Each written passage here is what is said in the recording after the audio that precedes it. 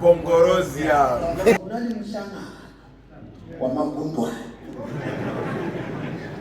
Now this meeting came about because the leaders of society observed that they were reducing in number.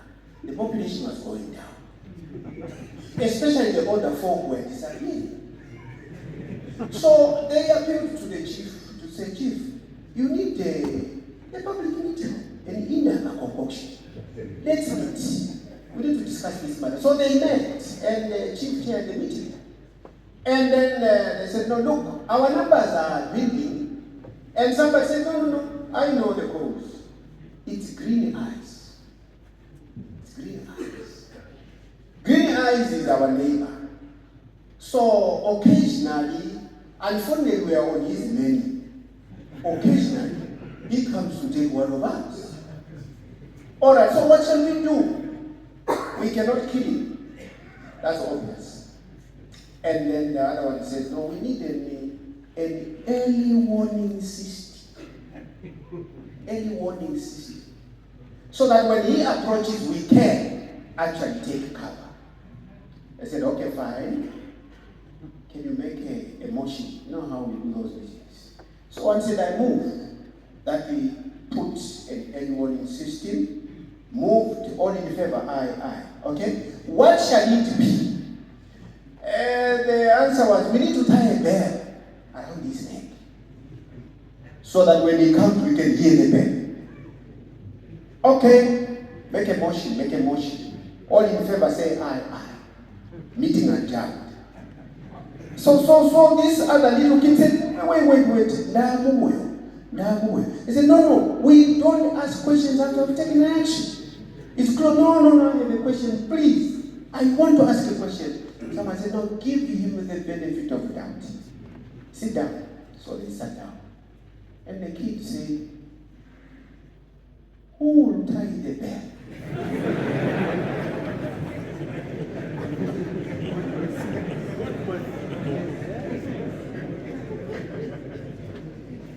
There was silence in the room. The question is, who knows what it takes to tie the bell? Yeah, because there was no answer. The chairperson stood up and walked out. And they all followed suit. Now, the point I'm making is that you have what it takes. When you leave this place, I want you to walk away knowing you have what it takes. You have it. Where is it? It's in your DNA. It's right there. He put it right there. You have what it takes. Now, as I proceed, I want to ask a question. Do you know how you became a man?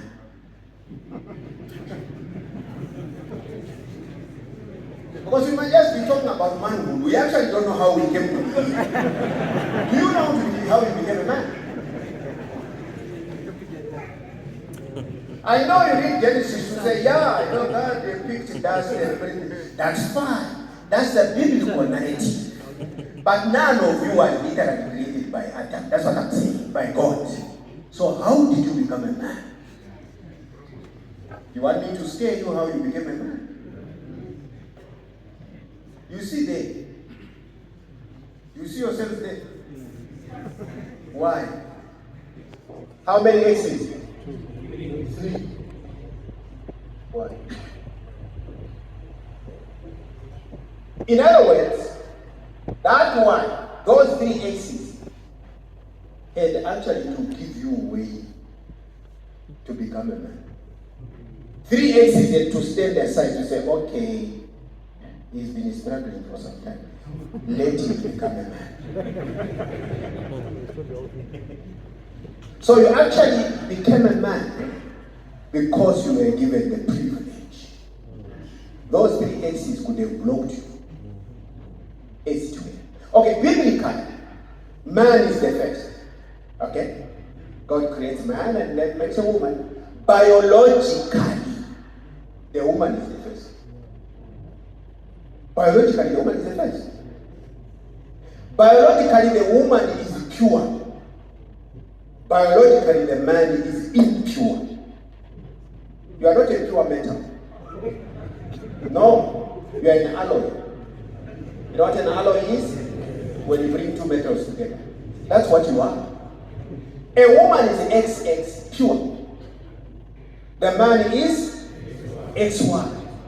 There is no man in a woman. There is a woman in a man. So do you think the women didn't attend this meeting? Come on, are you following me? They are here. You said this is a men's meeting, amorally. No. They are here. They are in you. Right here, there is no YY. We are all XY. So I'm not talking to men only. I'm also talking to the woman in you. XY. That's why I just want to tell you now so that you don't waste your time, okay? If you want to live long, obey your wife. I'm serious. If you want to live long, obey your wife. You know when Solomon says, I'd rather live in the desert than with a knight in what? She can kill you with words. Just words. You blow her, just words. Especially if she says, who do you think you are? You think she's asking for your name? No, she doesn't. She knows you. She knows your power, your talk. She knows whether you are a 2-cylinder, 4-cylinder, 6, whether you are a V8. She knows all that. And she knows your speed limit anyway. So just live happily and nicely. You live long. You become a man. How do you become a man? It's because it is the man who determines the sex of the child, right? Yes. When he, does what he does, if he sends an X, it will attach with another X in the woman. If he sends a Y, it will attach to a Y. If it's an X, it will become a female because it will attach. In other words, anything that comes from a man attaches to itself to an X. So you begin as an X. It is only that gene, the Y gene, and that's where the good news is, but don't tell them. That's where that Y gene. Oh, they are here. They are here. You see? But don't remember that. You know, when Y goes in and attaches itself to an X, Y carries a gene, a male gene in itself. It starts to modify the X because it's the dominant gene. Listen to that's the cause. You were created dominant.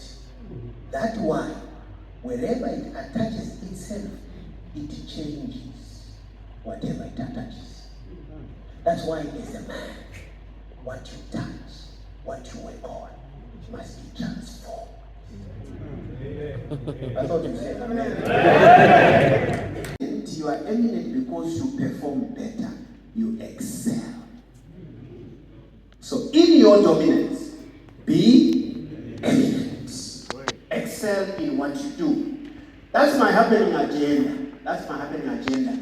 I believe in what I call the happening formula. I believe in Genesis 1 and 2. That's where God started everything. I believe that for you to make it in life, you need to clearly understand the 2 chapters. Because that's what God intended it to be. We call those chapters pre-lapside, before the fall. Anything that God wanted to happen to this world is right. Genesis 3 to Revelation 20, it's yours. You wrote that. But according to God, it should be one book, 2 chapters. Genesis 1 and 2. Those who are in engineering and whatever, we call it the prototype, the original. So those 2 chapters are critical. Now, it is my dream and my desire to breed a happening species. Because you were created to happen. You were created to happen, and we will get to that as we go along. That's my happening agenda, as you can see it there.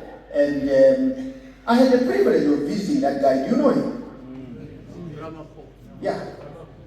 I went to Ramaphosa's place to happen there. He has my books. So I happened there, I went to there, and I went to Palapala, and then we took those pictures. This was my second visit. I actually slept at Palapala, at his place, in a presidential chalet. If you took me to him and you put me in front, he will tell you my name. Yes, he will tell you my name. I know that guy. He's in my happening agenda. I talk about the living zone. Personal development. God is not haphazard. God is a formula. Do not live life haphazard. It doesn't work that way. God is a formula. When he says, let's create a firmament, what does he do? He puts water below and water above. To you, it's just a text, maybe. But in reality, he's being very scientific. Because before he creates living things, he creates what you call a living zone. We are in the living zone now. The water below gives us oxygen. The water above gives us oxygen. In between are the living things in the living zone. So in the living zone, we happen. What we do? Let's say in the living zone, we happen. In the living zone, we happen. In the living zone, we happen. In the living zone, we happen. We do happen.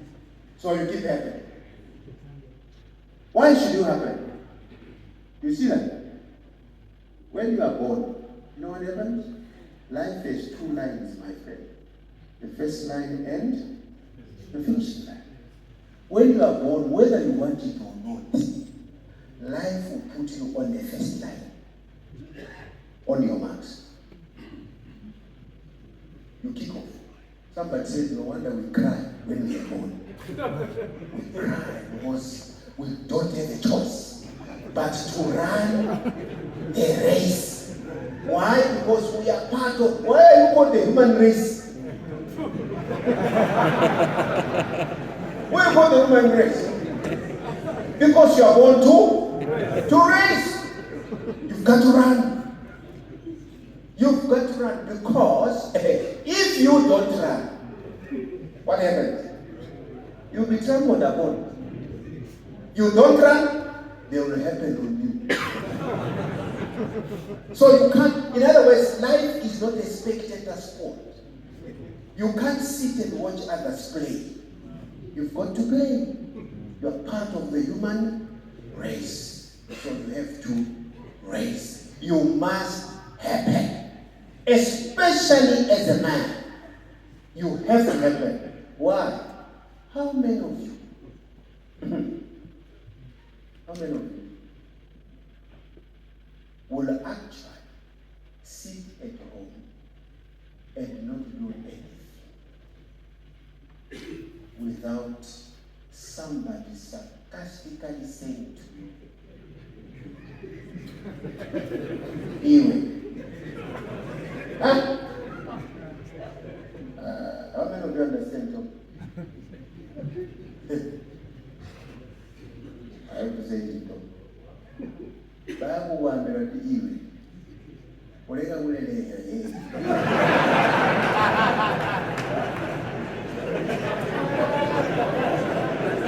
Atibe ho bali munchito.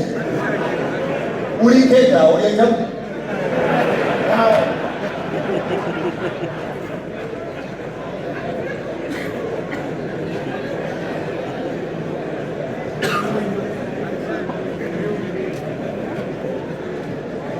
We are in the living zone. You have to happen. You happen, you were created to happen. Those are the resources. You know, there's a statement that says, in life, you must win within. Win what? Within. If you win within, you win without. There's a statement that says, the greatest weapon in the hands of the oppressor is the mind of the oppressed. Let me repeat that. The greatest weapon in the hands of the oppressor is the mind of the oppressed. And you will only be free if you win within. So fuel up. There's also a saying that says, if you want to hide it from them, put it in a book. I've written these books. They happen in man. Mechanics of Manhood. They happen in woman.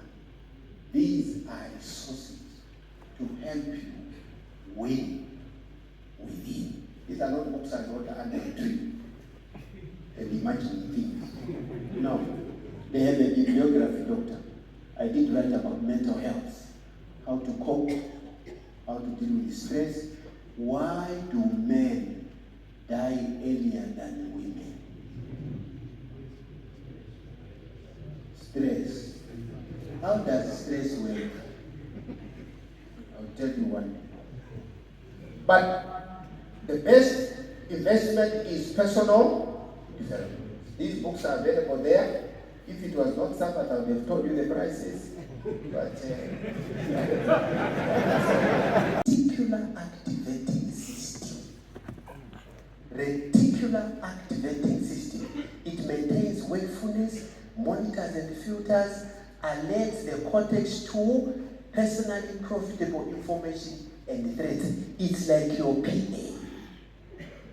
Simple example. Buy yourself a red Mark X. Okay? Mark X, a red one. When you do that, you've given your brain what we call new significance. The red Mark X now becomes significant to your head. You know what will happen? Wherever you will go and drive, your brain will never miss a red Mark X. That's how it works. Wherever you go, any red Mark X, you will pick it up. I drive an old Range Rover. My friend is George. When we drive around in town, we drive in a Pajero. Don't fight me, George. We drive in a Pajero. And when I say Range Rover, oh, there is a car. I said, there is a car. There is a car. And then we say, what's this?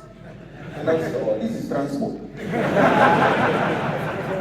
But the reticular activating system set your goals. Set your goals. You know what your brain will do? It will start picking any information that is related to your goal. That's how God designed you. That's why I insist. Genesis chapter 1, 26 to 28.